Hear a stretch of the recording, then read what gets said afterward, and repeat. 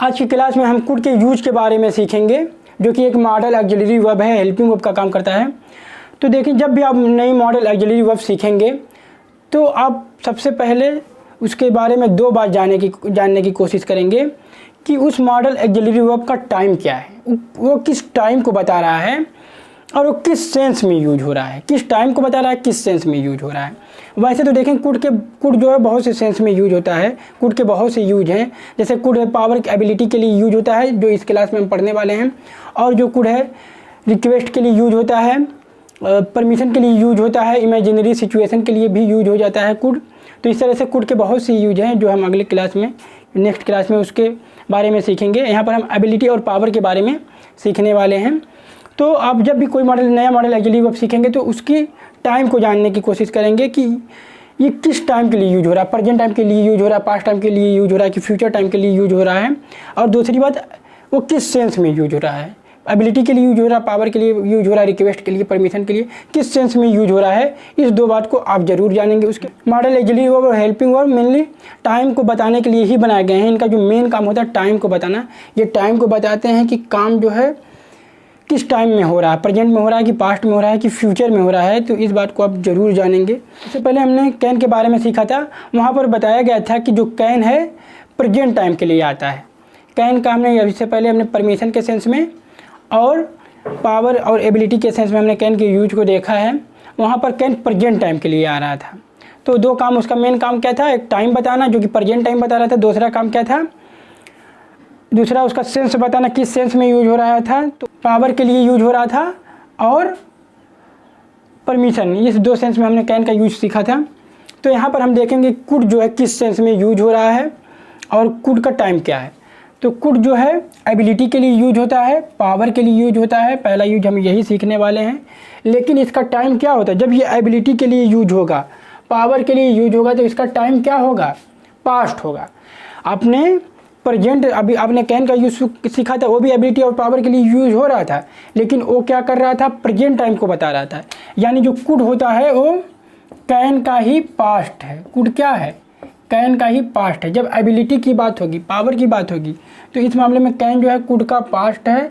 आप प्रेजेंट की, अगर आप प्रेजेंट की एबिलिटी दिखाएंगे, अगर आपको प्रेजेंट की एबिलिटी पावर दिखाना होगी, क्षमता दिखाना होगा, तो आप कैन यूज कर लेंगे। मान लीजिए आपको पास्ट में अपनी एबिलिटी दिखाना है, पास्ट की एबिलिटी दिखाना, प्रेजेंट की एबिलिटी से आपको कुछ लेना देना नहीं है, पास्ट की एबिलिटी को सेव करना है, तो आप कुड लगाएंगे। तो अलग अलग टाइम को दिखाने के लिए अलग अलग हेल्पिंग वर्ब की ज़रूरत पड़ती है, अलग अलग मॉडल ऑक्सिलरी वर्ब की ज़रूरत पड़ती है। तो अगर आप प्रेजेंट की एबिलिटी दिखाना चाहते हैं तो कैन से दिखा लेंगे, पास्ट की दिखाना है तो कुड से दिखाएंगे। और मैंने बताया था कि कोई भी सेंटेंस जो स्ट्रक्चर्ड होता है इंग्लिश में, उसमें सबसे पहले हम सब्जेक्ट लिखते हैं, उसके बाद हेल्पिंग वर्ब, या तो यहाँ पर हमारा हेल्पिंग वर्ब कुड रहेगा, उसके बाद वर्ब की फर्स्ट फॉर्म और ऑब्जेक्ट, उसके बाद और कुछ भी अन्य शब्द हो और कोई अदर वर्ड हो तो उसको लिखते हैं। तो देखें हम लोग, पहला हमारा जो सेंटेंस है, अक्लीज किसी को भी हरा सकता है। तो ये जो हम यूज पढ़ रहे हैं, किसके सेंस में पढ़ रहे हैं, पावर के, काबिलियत की, क्षमता के सेंस में पढ़ रहे हैं। तो अक्लीज किसी को भी हरा सकता था, यानी अक्लीज कोई था ग्रीक का, ये बहुत ही महान योद्धा था। वो कभी भी सिंगल कम्बैट हो या कोई भी कम्बैट हो, कभी वो हारता नहीं था, किसी को भी वो आसानी से हरा सकता था। ये थी, और ये एबिलिटी कब की है, पास्ट की है, क्योंकि ना तो अब अक्लीज है और ना ही उसकी एबिलिटी है। तो ये पूरी तरह से हमारा पास्ट की एबिलिटी है। तो पास्ट की एबिलिटी को शो करने के लिए हम कैन तो लगा नहीं सकते। अगर हमको पास्ट की एबिलिटी दिखाना है तो हम क्या लगाएंगे, कुड लगाएंगे। तो देखें, हम सबसे पहले सब्जेक्ट लिखते हैं। तो सब्जेक्ट हमारा अक्लीज है, अक्लीज। उसके बाद हम हेल्पिंग वर्ब लिखेंगे, पास्ट की एबिलिटी दिखाना है। अक्लीज कुड हरा सकता है, ये हमारा वर्ब है। तो हराने की इंग्लिश डिफीट होती है, इससे पहले भी मैंने डिफीट का यूज किया था। अक्लीज कुड डिफीट किसी को भी, एनीवन, यानी अक्लीज जो है किसी को भी हरा सकता था, उसके पास इतनी पावर थी। तो दो बात यहाँ पर आप सीख रहे हैं कुड का यूज से। कुड क्या बता रहा है, पहले तो ये टाइम बता रहा है कि भाई मैं पास्ट टाइम के लिए यूज हुआ हूँ, प्रेजेंट टाइम में इसका अर्थ मत निकालने लग जाना। और दूसरा जो ये बता रहा है कि किस सेंस में यूज हो रहा हूँ, पावर को बता रहा हूँ मैं, कि अक्लीज के पास इतनी पावर थी। Achilles had power to defeat anyone, Achilles के पास जो है ना बहुत पावर थी, क्षमता थी, काबिलियत थी, किसी को भी हरा सकता था वो। तो ये दो बात बता रहा है, पहला टाइम बता रहा है और दूसरा पावर बता रहा है। तो ये कोई भी मॉडल ऑक्सिलरी वर्ब नई मॉडल ऑक्सिलरी वर्ब सीखेंगे तो इसके बारे में ज़रूर अब ध्यान देंगे कि उसका टाइम वो किस सेंस में यूज हो रहा है। जैसे अगर आप मे यूज कर रहे हैं तो मे प्रेजेंट टाइम को बता रहा है कि पास्ट टाइम को बता रहा है कि फ्यूचर टाइम को बता रहा है, और किस सेंस में यूज हो रहा है, क्योंकि एक ही मॉडल ऑक्सिलरी वर्ब अलग अलग टाइम के लिए यूज हो सकता है और अलग अलग सेंस में यूज हो जाता है। इसलिए बहुत ही कंफ्यूजिंग टॉपिक है, तो सभी को आप एक एक करके डिटेल में सीखने की ज़रूरत है, अदरवाइज हमेशा आपका कन्फ्यूजन बना रहेगा। जब मैं बच्चा था मैं ज़ोर से रो सकता था, यानी मान लीजिए कोई है जो बता रहा अपने बारे में कि जब वो बच्चा था तब वो ज़ोर से रोता था, अब नहीं रोता है। तो अब जानते हैं कि बच्चे बहुत ज़ोर से रोते हैं, और आजकल के जो बच्चे लॉन्च हो रहे हैं उनके तो गर्दन में एम्पलीफायर लगा होता है, वो तो चिल्लाकर कान से खून निकाल दें। तो आप समझ सकते हैं कि जो बच्चे होते हैं उनके पास जो चिल्लाने की या रोने की जो कैपेसिटी होती है वो ज़्यादा होती है ओल्डर से। वो ज़्यादा चिल्लाते नहीं, ओल्ड लोग ज़्यादा रोते नहीं हैं, ज़्यादा चिल्लाते नहीं हैं। तो वही कह रहा है कि जब मैं बच्चा था तो मैं बहुत ज़ोर से रो सकता था, मेरे पास ये एबिलिटी थी, अब शायद नहीं है या है, उससे मुझको मतलब नहीं। पास्ट में थी, इस बारे में बात हो रही। तो जब पास्ट में बात होगी तो अगर ये एबिलिटी की यहाँ पर किसकी बात हो रही है, दो बात अब ध्यान देखेंगे। टाइम इसका क्या है, पास्ट है, और दूसरा सिचुएशन इसका क्या है, पावर की बात कर रहा है कि ज़ोर से रो सकता था, मेरे पास ज़ोर से रोने की क्षमता थी। तो जब एबिलिटी की बात हो, पावर की बात हो, कैपेसिटी की बात हो, तो हम हेल्पिंग वर्ब कुड का यूज करते हैं।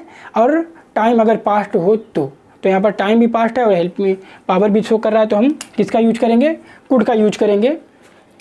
तो पहले तो हम इस सेंटेंस को लिखेंगे, जब मैं बच्चा था, इसका when I was a child, जब मैं बच्चा था मैं बहुत ज़ोर से रो सकता था। आई कुड वीप लाउडली, जब मैं बच्चा था तो बहुत ज़ोर से रो सकता था। तो कुड का जो हमेशा अर्थ देखेंगे हम लोग, वो हिंदी में सकता था आएगा और सका आएगा। कुछ और एग्जाम्पल के द्वारा हम इसको समझने की कोशिश करेंगे। देखें, जब मैं चोर था तो कुछ भी चुरा सकता था, यानी जब मैं चोर था, जिस समय मैं चोरी किया करता था, मैं अपनी बात नहीं कर रहा हूँ, तो जो कोई भी चोर था उसके अंदर कैपेसिटी थी, काबिलियत थी कि वो कुछ भी चुरा सकता था, दिल भी, तो कुछ भी चुरा सकता था। कौन, वही चोर, तो कुछ भी चुरा सकता था। तो यहाँ पर चुरा सकता था यानी पास्ट की बात वो कर रहा है। और दूसरा है पावर का सेंस, तो यहाँ पर सेंस पावर का है और वो बात किसकी कर रहा है, पास्ट की। तो इसको हम कोड में बनाएंगे। जैसे देखें, when I was a thief, जब मैं एक चोर था तो मैं कुछ भी चुरा सकता था। I could steel anything. अगला देखें, मैं जॉन के बिना जंगल नहीं पार कर सकता था, यानी यहाँ पर देखिए नहीं शब्द आया, यानी कि मेरे पास जंगल पार करने की कैपेसिटी नहीं थी, काबिलियत नहीं थी, एबिलिटी नहीं थी। तो एबिलिटी जब थी तो हम कुड लगाते हैं, जब एबिलिटी नहीं रहेगी तो आप क्या लगाएंगे, कुड नॉट लगाएंगे, यानी कुड के बाद आप नॉट लगा देंगे बस। यानी जब एबिलिटी की बात होगी तो आप कुड ही लगाएंगे, लेकिन पास्ट एबिलिटी की, तो ये पास्ट एबिलिटी है ना, पार नहीं कर सकता था, यानी पास्ट में नहीं कर सकता था, प्रेजेंट की बात नहीं कर रहा है। तो जब पास्ट की आपको एबिलिटी बताना होगा तो आप कुड का यूज करेंगे। अगर एबिलिटी नहीं है तो आप कुड के साथ नॉट लगा देंगे। एबिलिटी जब होती है तो आप कुड लगाते हैं सिर्फ, जब एबिलिटी नहीं की बात होती है तो कुड के साथ आप नॉट लगा देते हैं। तो कुड के बाद नॉट, उसके बाद वर्ब की फर्स्ट फॉर्म, उसके बाद जो है ऑब्जेक्ट आता है। तो मैं जॉन के बिना जंगल नहीं पार कर सकता था, सबसे पहले हम सब्जेक्ट लिखते हैं, आई कुड नॉट, उसके बाद हम निगेटिव हमारा सेंटेंस है, नहीं की एबिलिटी नहीं की बात है तो हम नॉट लगाएंगे कुड के बाद।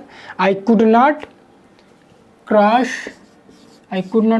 द फॉरेस्ट विदाउट जॉन, यानी कि जॉन के बिना। तो हम कुछ और भी एग्जाम्पल को देखते हैं ताकि हमारा एबिलिटी के सेंस में जो कुड का यूज है पूरी तरह से क्लियर हो सके। तो देखें आप लोग, जब तुम मेरे साथ थे तो मैं किसी से भी उलझ सकता था, यानी जब तुम मेरे साथ हुआ करते थे तो मेरे पास इतनी पावर थी कि मैं किसी से भी उलझ जाता। तो इसका ट्रांसलेशन देखें, जब तुम मेरे साथ थे तो मैं किसी से भी उलझ सकता था। When you were with me, I could mess with anyone. When you were with me I could match with any. जब तक तुम मेरे साथ थे कोई भी मुझे चोट नहीं पहुंचा सका। As long as you were with me no one could hurt me. As long as you were with me no one could hurt me, यानी किसी के पास इतनी एबिलिटी नहीं थी कि वो मुझको हर्ट करता, मुझको चोट पहुंचाता जब तक तुम मेरे साथ थे। लेकिन जैसे ही तुमने मेरा साथ छोड़ा, लोग मुझको हर्ट करना स्टार्ट कर दिया, लोग मुझको परेशान करना शुरू कर दिया। जब मैंने उसको देखा तो मैं अपने आंसुओं को नहीं रोक सका। When I saw her I could not hold my tears। When I saw her I could not hold my tears, यानी जब मैंने उसको देखा तो मेरे आंसू निकल गए और मैं अपने आंसुओं को रोक नहीं पाया, इतनी मेरे पास एबिलिटी नहीं थी कि मैं आंसुओं को रोक पाता। जब मैं जवान था तो मैं किसी को भी हरा सकता था। When I was young I could defeat anyone। When I was young I could defeat anyone। मतलब हमारे पास जब मैं यंग हुआ करता था तो मेरे पास इतनी एबिलिटी थी, इतनी पावर थी कि मैं किसी को भी डिफीट कर देता, किसी को भी हरा सकता। लेकिन अब तो ये पास्ट की बात है, अब प्रेजेंट टाइम में ना तो मैं यंग हूँ ना मैं किसी को हराने की काबिलियत रखता हूँ। ऐसी सिचुएशन हो सकती है। तो आज के लिए बस इतना ही। Thank you very much.